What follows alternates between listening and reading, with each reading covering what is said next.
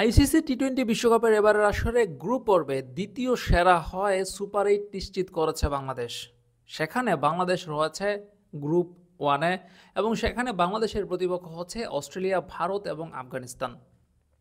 এই যে তিনটা দলের বিপক্ষে বাংলাদেশের ম্যাচ রয়েছে, সেই তিনটা ম্যাচের মধ্যে প্রথম ম্যাচটা অনুষ্ঠিত হবে জুনের 21 তারিখ সকাল 6টা 30 মিনিটে, দ্বিতীয় ম্যাচটা অনুষ্ঠিত হবে 22 তারিখ রাত 8টা 30 মিনিটে, তৃতীয় ম্যাচটা অনুষ্ঠিত হবে 25 জুন সকাল 6টা 30 মিনিটে।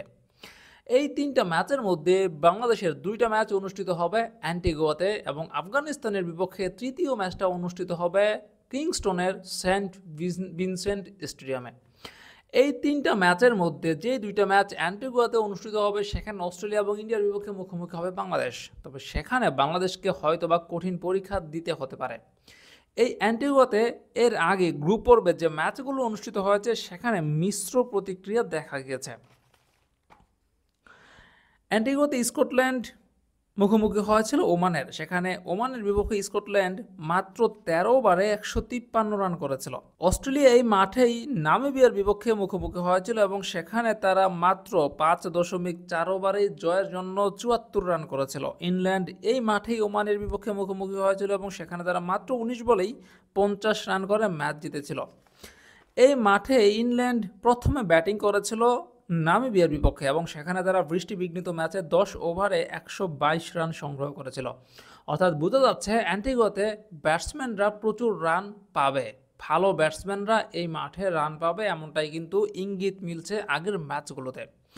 তৃতীয় যে ম্যাচটা অনুষ্ঠিত হবে সেটা হচ্ছে সেন্ট ভিনসেন্ট স্টেডিয়ামে, যেখানে 120 রান করলেও ম্যাচ জেতা যায়। বাংলাদেশ অবশ্য এই স্টেডিয়ামে দুইটা ম্যাচ খেলেছে, একটা হচ্ছে নেদারল্যান্ডের বিপক্ষে, একটা হচ্ছে নেপালের বিপক্ষে। এর মধ্যে নেদারল্যান্ডের বিপক্ষে বাংলাদেশ করেছিল 159 রান। নেদারল্যান্ড এই রান তাড়া করতে নেমে 134 রান করেছিল। নেপালের বিপক্ষে বাংলাদেশ করেছিল 106 রান, নেপাল অল আউট হয়েছিল 85 রানে।